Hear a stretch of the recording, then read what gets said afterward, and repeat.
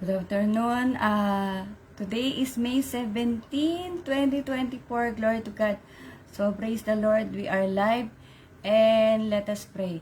Heavenly Father, thank you for today, a day of hope, a day that we have the chance to worship you again through our prayers. Father God, forgive our shortcomings. We have so many things that we did not do our best to be pleasing to you. Lord, give us the desire to know you more. May we set aside some things of this world and focus in hearing your word. Please continue to guide us on our way. We might encounter some obstacles that we do not have control, how to overcome. Teach us to be more prayerful because this is our weapon from the unseen spirits that will make us stumble. Father God, thank you for loving us unconditionally. We do not have anything to give back to you except our obedience, submission, and faithfulness. Because everything we have comes from you. Even our life here on earth is not ours. May we always use our borrowed life to glorify your name and to serve you. In this mighty name we pray. Amen. Glory to God. Well, great happy birthday. Happy birthday to Signal Binalbagan. Happy birthday to Samantha, si Samantha Pay Baldres. Happy birthday to Isaiah Matthew. Happy birthday to Risa Gala. Happy birthday to Brother Japs Makatangay Ilagan. Happy birthday to all the birthday celebrants. Today, May 17, 2024. May God continue to bless you, to guide you, to give the desires of your heart, and to bless your family also. Glory to God. And today is very short. Omri Global Crusade 15 in the William English Hotel, the Sales Arena on May 26, 2024 in Sydney, Australia. Everyone is invited. And I said, if you have, of course, if you are not in Australia and of course you want to receive Jesus Christ as your Lord and Savior until, we have the time, you can watch in the comfort of your home in PMCC4W live. Okay. So that will be 2 p.m. of course, Australian time. Okay. Glory to God. And again, thank you to all the people who's watching my Reels videos. Please again, do not skip the short ads, okay? And God bless all of you. I think yesterday also my internet there's problem. Okay, so sorry for that.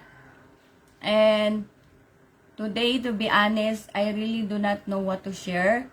But yesterday, I have watched 2 videos in YouTube. Glory to God.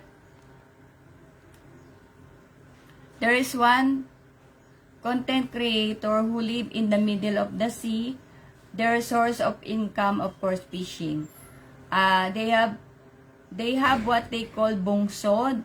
I really do not know in English, but something like they have a big net wherein they keep in the water for a few days and let the fish and other seafoods to come in before they will take everything inside the net and sell to the people.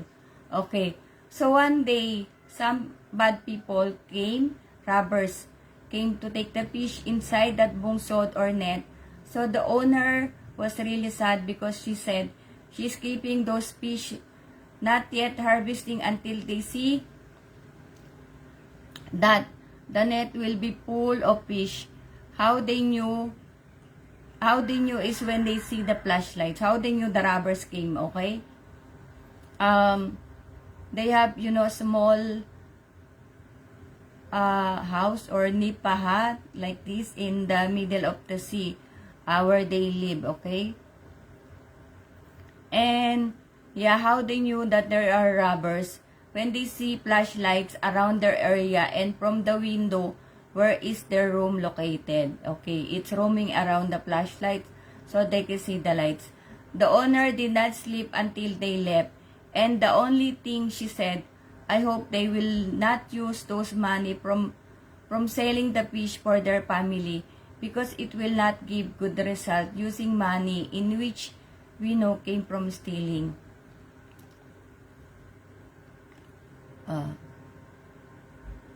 In Matthew 6:26, New International Version, it says here, Look at the birds of the air. They do not sow or reap or store away in barns, and yet your heavenly Father feeds them. Are you not much more valuable than they? Glory to God. In Tagalog, tingnan nyo ang mga ibon sa impapawid. Hindi sila naghahasik, ni gumagapas, ni nag-iipon sa mga bangan. Ngunit pinakakain sila ng inyong Ama na nasa langit. Hindi ba lalo kayong higit na malaga kaysa sa kanila? Sometimes we can hear from people why they came to a point of stealing because they are poor. Their loved ones is sick or they do not have a choice. We should always remember that God again can see everything. Anything that came from stealing or from harming other people will always have a consequence. We may escape from the law of man, but we cannot escape from the law of God. Glory to God. I have watched also another video but I will not explain much of this. Okay? Sorry because you know my shoulder. I will not explain much of this, but this has some relation, I guess, why it is very hot here in the Philippines and the relation in our present time, the end of days. Okay. I have watched the Aurora Borealis, also they call the Northern Lights, and God gave me these verses.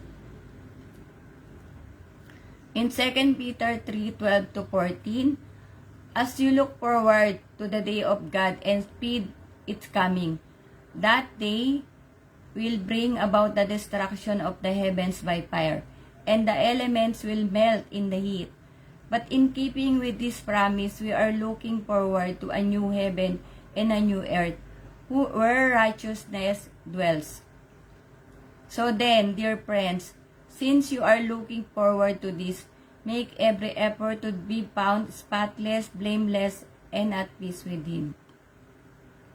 In Tagalog, Pangalawang Pedro 3:12-14, habang hinihintay nyo ang araw ng Diyos, magsikap kayong mabuti upang dumating agad ang araw na ang kalangitan ay matutupok at ang mga bagay na naroroon ay matutunaw sa matinding init.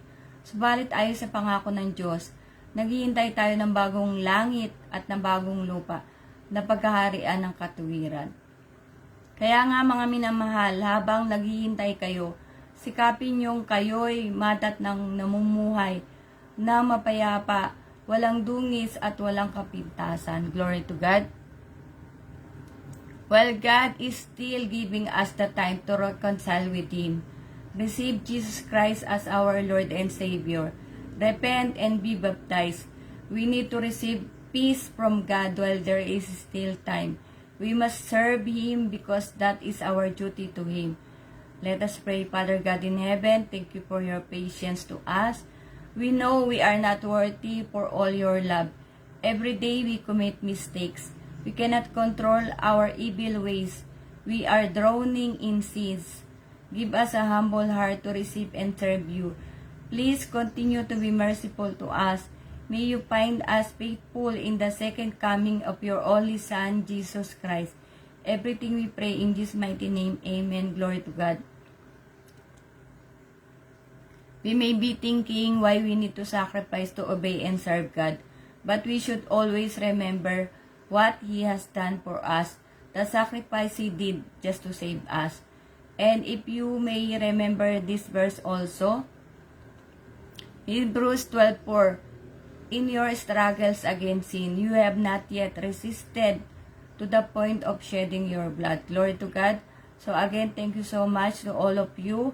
And thank you for all the people who are supporting. And I'll see you all tomorrow. God bless us all. Glory to God.